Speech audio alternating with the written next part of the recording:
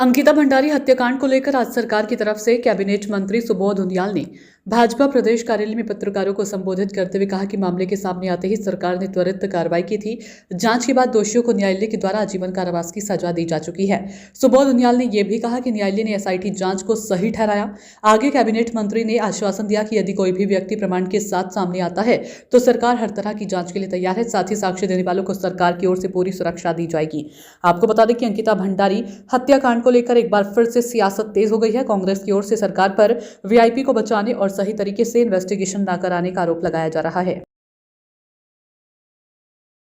कह दिया मैंने प्रेस कॉन्फ्रेंस में, सब कुछ कह दिया।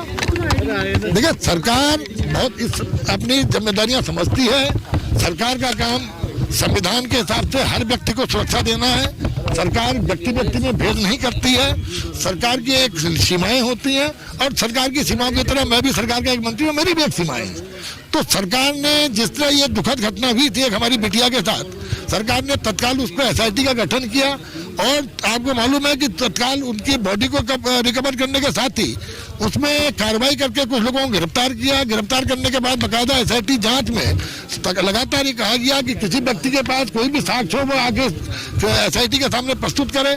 तमाम साक्ष्यों के आधार पर चार्जशीट दाखिल की गई। ट्रायल कोर्ट में अपराधियों को आजीवन कारावास की सजा दी। उच्च न्यायालय ने उस सजा को बरकरार रखा। और उससे पहले जब ये चल रहा था एसआईटी जांच तो कुछ व्यक्तियों के द्वारा इसको मामले को सीबीआई को लाने की बात की थी, क्योंकि तब माननीय उच्च न्यायालय ने बहुत स्पष्ट निर्णय दिया था पॉइंट नंबर 43 में कि ये जो जांच है सही रास्ते पे जा रही है। किसी हाई प्रोफाइल व्यक्ति को बचाने का प्रयास नहीं किया जा रहा है, कोई बयास नहीं है और जांच सही रास्ते पे जा रही है। उसके बाद वो लोग जब माननीय उच्च न्यायालय ने सीबीआई जांच को ठुकरा दिया तो ये लोग उच्चतम न्यायालय में गए। उच्चतम न्यायालय ने भी माननीय उच्च न्यायालय के निर्णय को सही ठहराते हुए सीबीआई जांच की बात को नकार दिया। और उसके बाद जब चार्जशीट दाखिल भी आपने देखा, चार्जशीट में मजबूत पैरवी करने वाले वकील ने ही जो अंकिता बिटिया के माता पिता के द्वारा ही जिन वकील का नाम दिया गया उन्हीं को उसमें वकील किया गया। और उस वकील के बाद पैरवी के बाद जिस तरह अपराधियों को आजीवन कारावास की सजा हुई, आजीवन कारावास की सजा दिलाकर स्पष्ट हो गया कि एसआईटी ने सही जांच की।